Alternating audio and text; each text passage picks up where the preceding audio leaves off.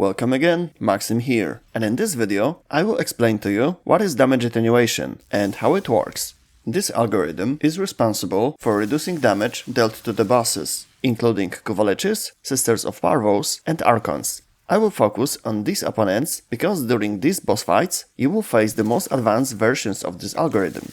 But these are not only opponents on which it is used. The damage attenuation algorithm is applied to Prosecutors, Tampers, Masters, Kuva Trolls and Liches, Sisters of Parvos, Hounds, Corpus Empyrean units, Rachnoids and part of units on Orb Valleys, Bursas, Treasurer, some of infested units on Cambion Drift, Juggernaut and Behemoth, Lephantis, Hemocide, some Eximus units, Disruption Demolists, Necromex, Amalgam units, Stalker and Acolytes, Sentients, including Eidolons, and of course Archons. The problem is that almost each of these enemies may have their own unique version of damage attenuation. While most of these units are not a major problem as long as you have something strong with you, or the entire team will join the fight, missions with Liches, Sisters and Archons can be quite a challenge. I will use them as an example to discuss how this algorithm works and how to deal with it. Let's start with the main assumptions of the algorithm. Attenuation can work in two ways. 1. Simply reduce your default damage output. The formula creates limits of the maximum amount of damage per instance. This attenuation applies to most of the previously mentioned enemies. However, when fighting Liches, Sisters and Archons, you will encounter the second layer of this algorithm. The more times you hit or shot the opponent, the more resistant he becomes to what you are doing with him. Here we have a limit of damage per second. Now look at the Sister health bar. At first, the damage was much greater than a second later, even though I did not change anything and was aiming the same body part. First you can see large and quick loss, and then it noticeably slows down. This is what the second layer of attenuation does. Okay, let's first discuss how the whole algorithm works on Sisters and Liches. The damage dealt to these enemies is reduced, and you are only able to damage them up to a specific value. You cannot exceed this threshold by default. However, critical damage is calculated above this cap, so weapons with high crit damage will be very effective here. So, mods for crit chance at damage, that's the first thing. Secondly, multi-shot. It is very important how many bullets hit the opponent at the same time. Each of them is another portion of damage, although very limited, but the more separate damage instances at the same time, the better. I will go into more detail about it in a moment. It is also important where you shoot. Headshots are very desirable. The headshot itself has a ×3 damage multiplier, but when hitting this part of a body with a critical hit, an additional ×2 multiplier appears in the calculations. So in the end, headshot crits has a ×6 multiplier. Plus, remember that Liches are Greeniers and Sisters are Corpus, so you can use faction mods. Going forward, remember to adjust the appropriate element on your weapons. Check your opponent's screen to see what they are susceptible to. This gives additional 50 or 75% damage on each shot. But don't forget to also look at resistances. To make things easier, you can use some armor reduction method.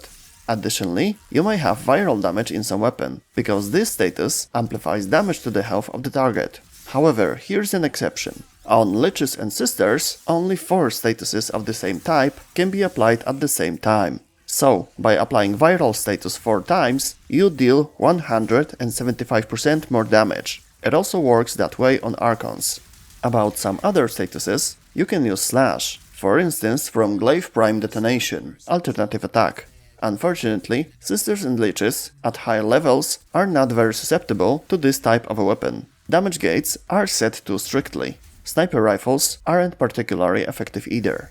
Weapons with a high fire rate, a good base and critical damage, or a powerful multi-shot are better. Arcanes that increase those stats are also very welcome. This is because of the second layer of damage attenuation, which reacts to how long you keep firing. You saw it at the beginning of the video. So how to deal with it? There are 2 ways to do it. First, a good weapon with mentioned mods and with some Warframe that will increase your damage. I will discuss the characters when I move to the Archons. Shoot with breaks. Watch how quickly attenuation will start to significantly reduce your damage. Stop firing for a second and resume it, and so on until the end. The second method is to surprise the algorithm. Dealing massive damage in one shot won't give the second layer of attenuation time to react. This is where we talk about multi-shot, but also shotguns. They don't shoot bullets, but many pellets, so it's almost like a rifle with a multi-shot. Each projectile will deal some limited damage, but with a large multi-shot, there can be a really huge amount of projectiles. Kuva hack, for example. If you use the alternate fire with the multi-shot mods, it will fire from all 4 barrels at once. This will literally create a wall of pellets that can wipe out even a level 5 sister or lich. I will add, however, that the second layer of attenuation itself is not a big problem, as long as you are able to survive the fight and you have a strong enough weapon with the proper build. Incarnon type weapons work very well with such fights. Regular Incarnons from Cavalero, such as Fenmore, or those that you can create using Incarnon Genesis from Circuit. From this group, I recommend Burston, Torrid or Atomos. Okay, but what about the Archons? Why I don't mention them? That's because damage attenuation works a little differently on them. Liches and Sisters can be taken down with one shot. This is at the time of the release of the video. In my opinion, DE may decide one day that attenuation on them will work like on Archons. In time, we'll see. And if that happens, you will find info about it under this video. Archons, however, cannot be dealt with one shot. This does not mean that they are significantly more difficult opponents, because on them, attenuation has higher damage limits per single instance and per second. But critical damage, which was calculated above the damage limits on Liches and Sisters, on Archons is calculated under these limits. Both of these things translate into smaller possible portions of damage to the opponent, but you can effectively fight with a larger group of weapons, not only few of them that were in so-called meta. Each player will be able to deal higher damage and not just someone who is an actual DPS in a team. So overall, the fight should be way shorter. Remember, however, that the more people in a squad, the more health Archon has. About the mods, it is same as before. Crits, multi-shot, specific element. Here you can also apply a maximum of 4 instances of statuses at once. When playing against Archons, use Radiation. If you use corrosive damage in your builds, it will not reduce your opponent's armor. Generally, apart from any possible bugs, you will not be able to remove Archon's armor. Alternatively, you can slightly increase the damage with the Vigorous Swap mod. Quickly change weapons for a second and you will have additional 165% damage for 3 seconds. Back to the elements. Slash is much more effective here, because of increased damage limits. Rhino, for example, is able to quickly deal with Archons by throwing and detonating Glaive Prime. As for other weapons, Incarnons will also be effective here, even more than on Liches and Sisters.